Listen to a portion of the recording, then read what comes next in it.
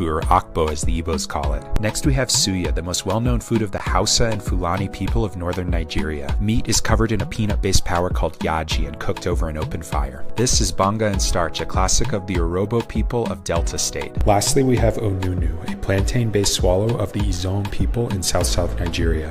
We are eating it with fisherman soup, popular throughout this whole region. And of course, we don't forget the jollof rice. This is popular everywhere in Nigeria. I think what makes Nigeria so great is the diversity of all the different people coming together. These beautiful ethnic groups living side by side, sharing culture and cuisine is what makes Nigeria such an amazing country to visit. Nigerians should be so proud of that cultural heritage, as there is so much more that unites than divides them. SSM's Wednesday Global Africa program brings to you our news stories, exclusive reporting, and SSM perspectives on the day's top news. Plus, the inside scoop on Africa's most important developing stories. Join us on Wednesdays, 11 a.m. West African time. And that's where we are, Wednesday, 16th July, 11 a.m. African time. Gentlemen, you're welcome. I hope you cleared your throat and lessened the tension.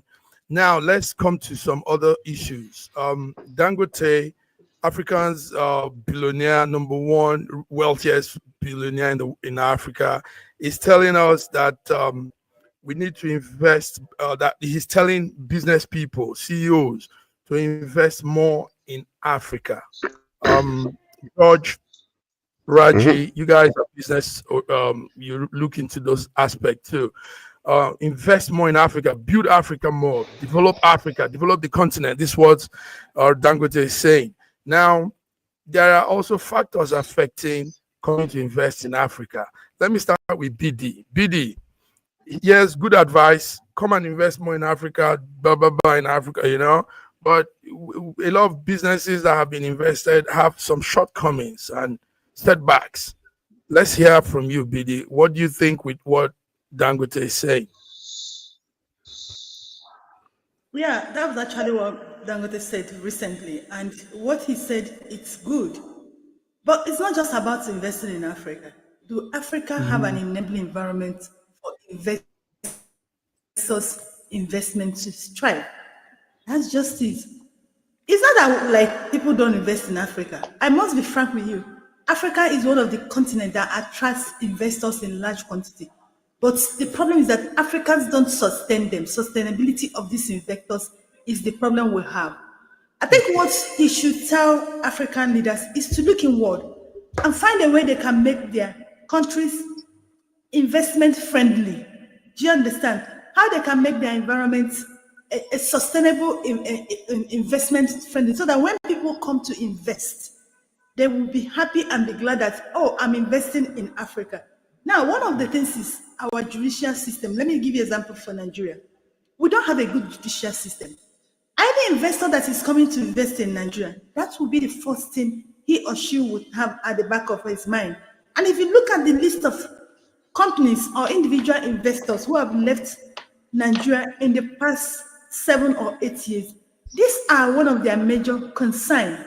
So, Dangote calling on African leaders, on Africans to invest in Africa, is not just, he should educate them or tell them why they should make their environment investment friendly, so that investors can feel free, feel comfortable to come to invest. We don't like investment, but we like investment environment. We don't have an enabling environment for investors to strive on. That's just the issue. That's just the issue. You hit this one well. Well, because you're BD, we know you handle the small business, small enterprises forum. So well said. Raji, do you think it's quite interesting coming from Dangote? Now just take the cement industry alone. Before Dangote came into the cement industry, there were other cement companies. Dangote has shuffled out all of them out of business, except Lafarge. In fact, Lafarge has been shaken so many times that Lafarge investment keeps on dwindling. So what kind of encouragement is Dangote giving to Africans to come and invest in Africa? in a situation where he himself is more or less like the mafia in charge of African investment, especially in cement. Ibeto cement is gone. He can't go into sugar industry. Dangote has taken over all those things as a mafia. Right. Has a stranglehold on it that you can't even breathe. Cement, he's in charge almost across the whole. Look, let him find something else to say. Let him find something else to say rather than encouraging people to come and invest in environment. Actually, his advice is laudable to the point, I mean, individually, government, I mean, we saw what was really going on. We didn't know how much the government was investing with him until, this last time when things just kind of went belly up and we started understanding how much the government has been putting towards him. But one of the things that he's saying is also correct. If all things being equal, but all things are not equal in Africa when it comes to investment. I lost billions, with a friend of mine, when it came to this cement we're talking about. I came to Nigeria and overnight during IBB time, when money went from 18 naira to $1 to 50, and then in a couple of days it went to 78. I lost all my money. I was in Nigeria at that moment because of inflation. I wasn't able to catch up because can you imagine 18 naira to $1 to all the way to 78? How much? Where was I going to come up with that kind of money difference. to the difference? It was crazy. I lost, and I nearly went crazy that I had to fly off from Nigeria. I ran from Nigeria overnight. I booked my flight in the middle of the night and I left because I was going nuts. The only thing I had to do to survive was to abandon everything, dealt with it by paying back some of the people that were buying cement from us from the bank later on. But all my resources were lost. So, when you talk about investing, coming to invest in Nigeria, there are many factors that are discouraging people. Look at how many companies that have left Nigeria in the past few years. Why are they leaving? Because of the fluctuation of our currency. You can't trust it. How can you come and put all your money in there and then all of a sudden it vanishes away, becomes nothing but tissue paper?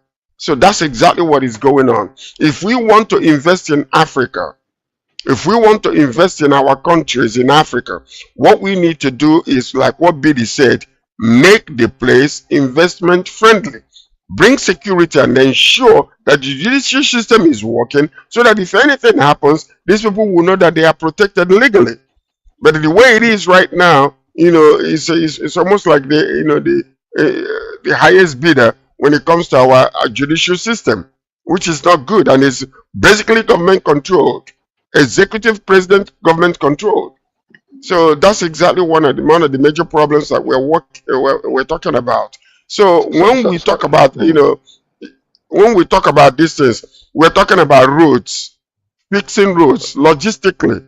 If I'm producing there, I need my goods to be distributed to areas. So there are so many factors. We are still in the 50s. If you talk, even 50s, we are better than that in Nigeria right now.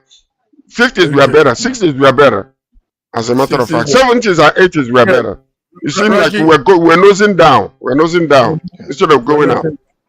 Instead of going up. Raji, you were going to say something. Go ahead. Yes, I think we should not denigrate the judiciary so much. Okay. Judiciary is our last hope. The politicians have messed up things. The executive, the legislature, they are all messed up, and they are doing everything to give the judiciary a bad name. Let us now put our efforts together to save the judiciary, because the judiciary is our last hope. If we denigrate the judiciary so much, we will not have any recourse to them. So let us be careful the way we denigrate the judiciary. It is not. Who are the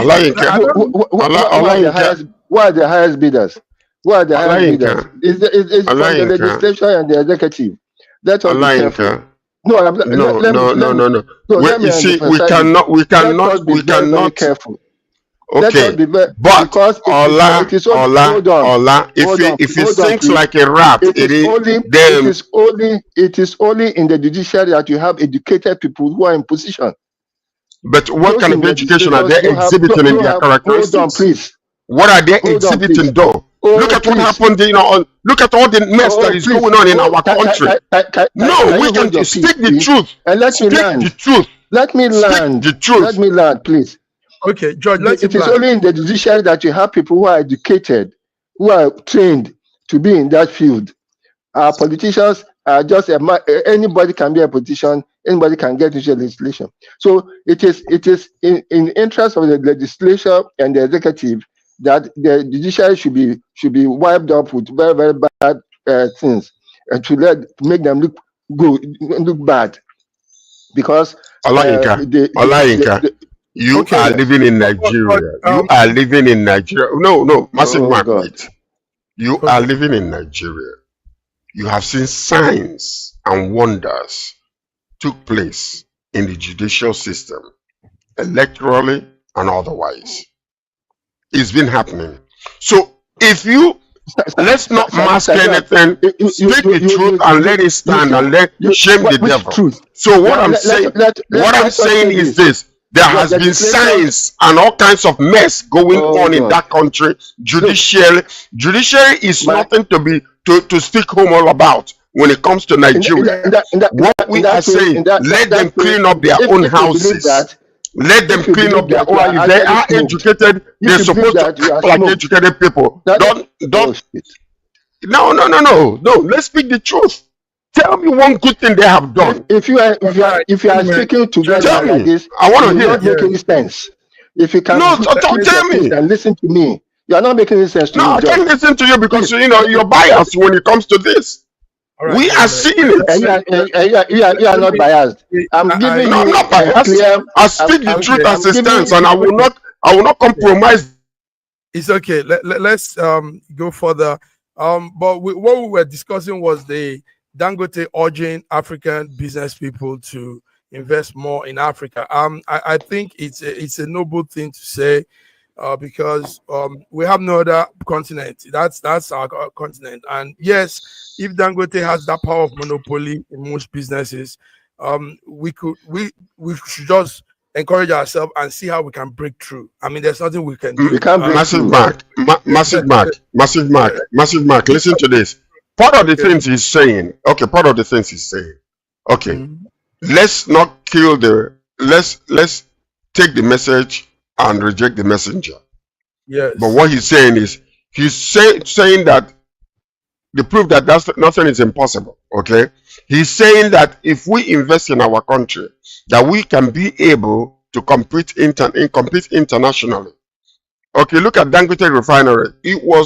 It's now the largest single train refinery and was once deemed unachievable, but today is achievable, whether we like it or not.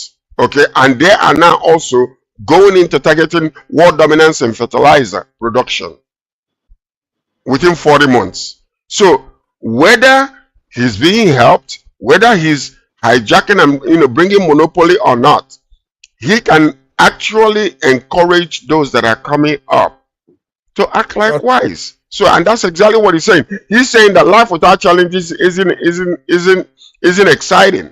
You see, and he said the key is overcoming obstacles, not avoiding them.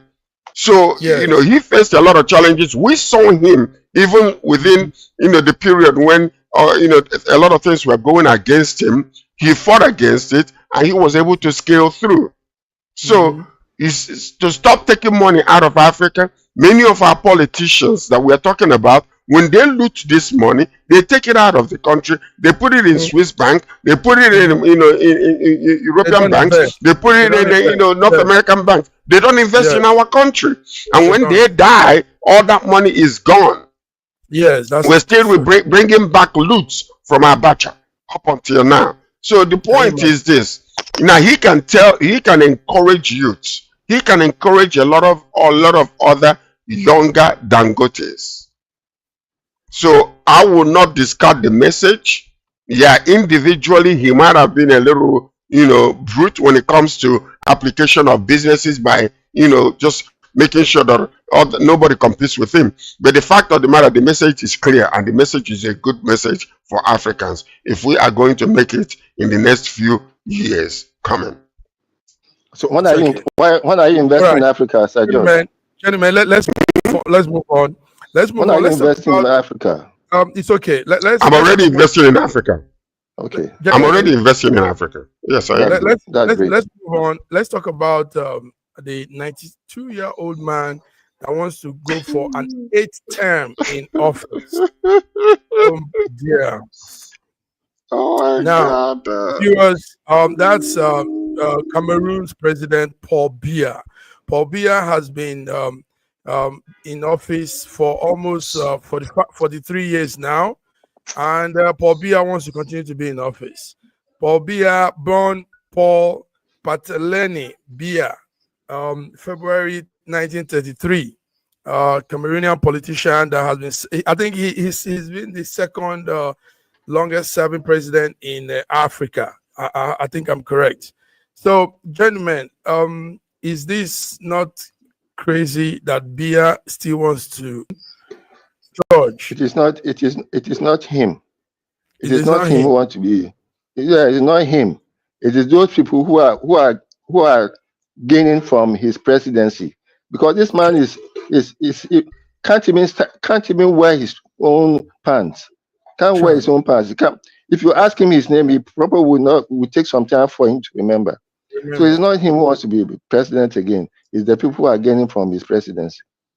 And France is one of them. Okay, Paul Biya took power from Ahidjo. Raji, I know you remember Ahidjo. He was president of Cameroon. Yes, Ahmedou Ahidjo, 1975 to 1982. But since then, 1982, this man you see there has been the president of Cameroon. Are Cameroonians not tired of his face, George? Well, Cameroon, you can be tired of his face, but what are you going to do? Are you going to go and kill him? So the point is this. This is part of that thing that we're talking about, African democracy. So it's running for Africa. African democracy is different from what democracy like actually. He's the king.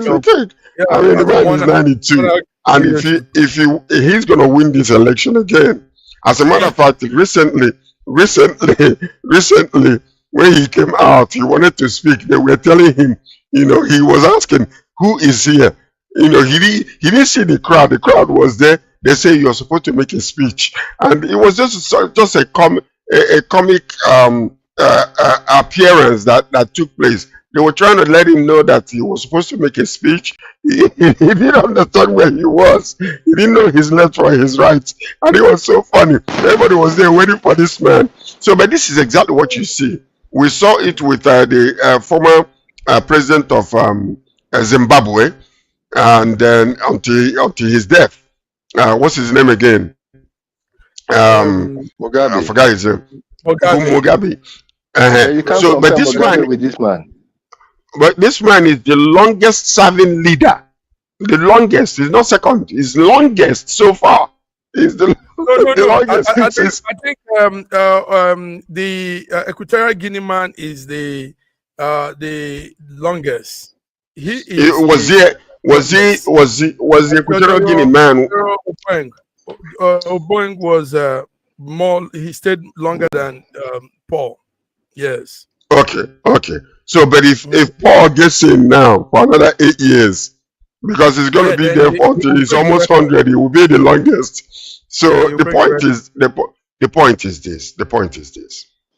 Whether we like it or not, we are jokers when it comes to leadership in Africa. Now, I mean, why are we condemning him because of democracy?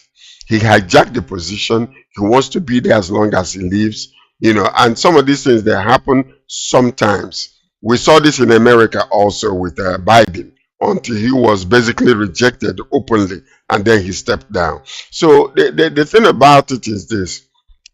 There are so many people that are unhappy with him in his country. Now this man's been there since 2008, and there are so many accusations of irregularities in the past elections, but he doesn't care. He doesn't care. I'm laughing because this is so funny when you're looking at a 92-year-old man, and still struggling to stay there and be the president. Our former president died at the age of 82, and this man is 92, 10 years older, and still wanting to do this thing. So one of the problems he had was the oppositions that he had.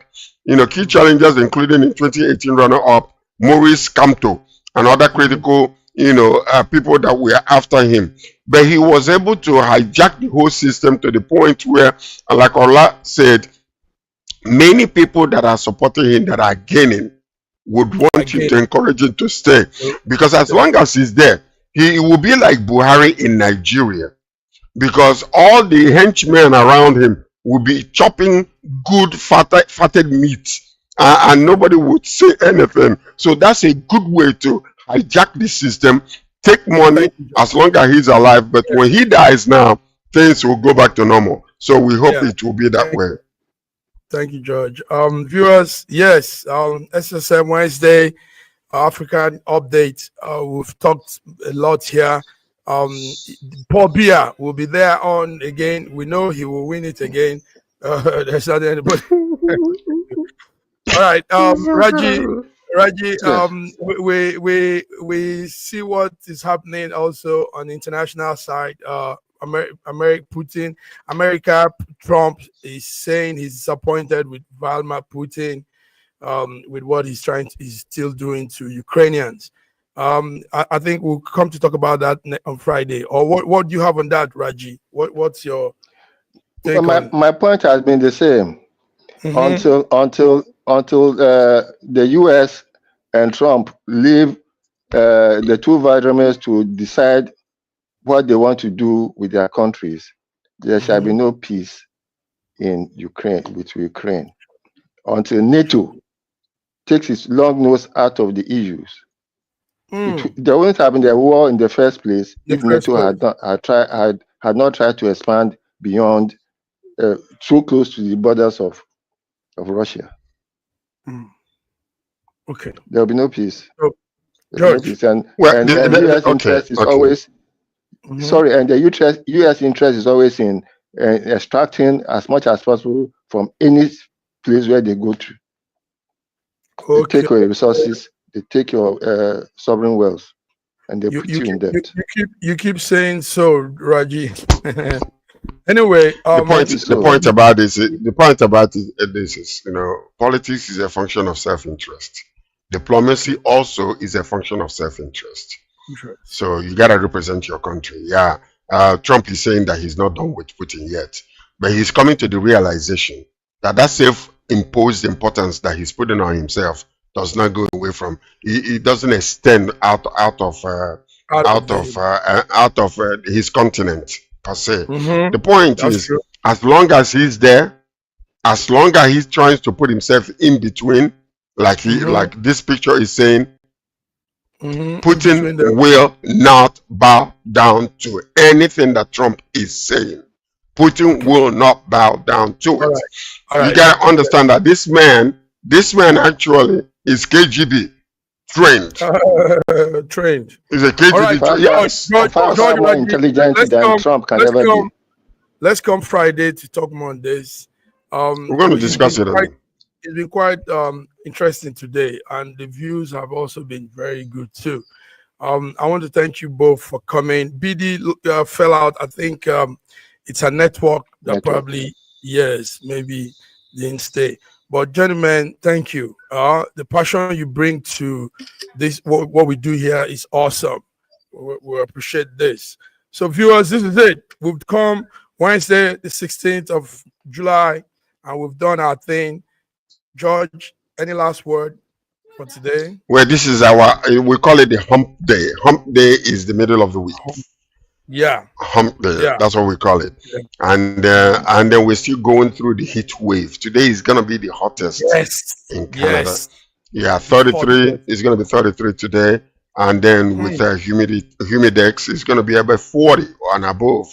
So it's been real hot. Yes, yes, it's been hot.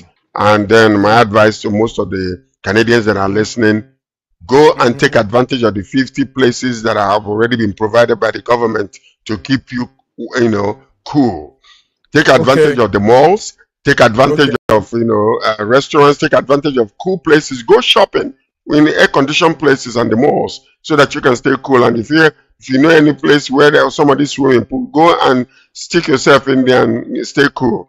That's my advice. And so that until we see again tomorrow, in our country here, the temperature will start scaling down to its normal yearly normal. So it's coming down. But part of the problem we've been having is actually the fire. Because of this, there's been a lot of fire taking place, and the air is not as clean and as breathable as it's supposed to be because of that.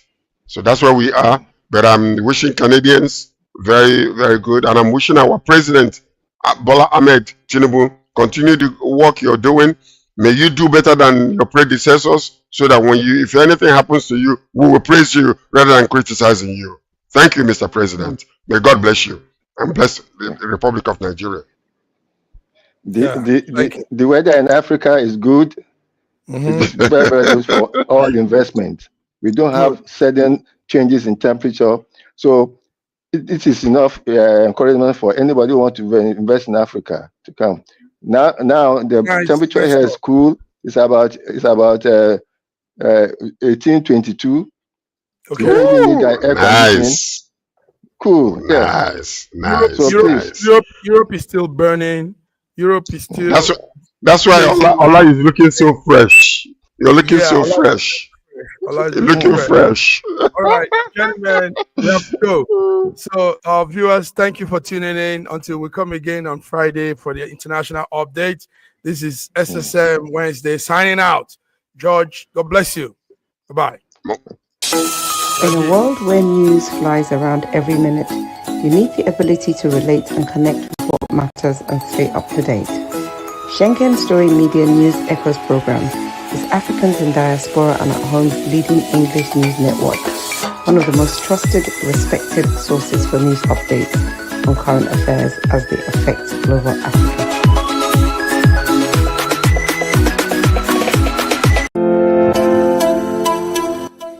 SSM's Wednesday Global Africa program brings to you our news stories, exclusive reporting, and SSM perspectives on the day's top news. Plus, the inside scoop on Africa's most important developing stories. Join us on Wednesdays, 11 a.m. West African time.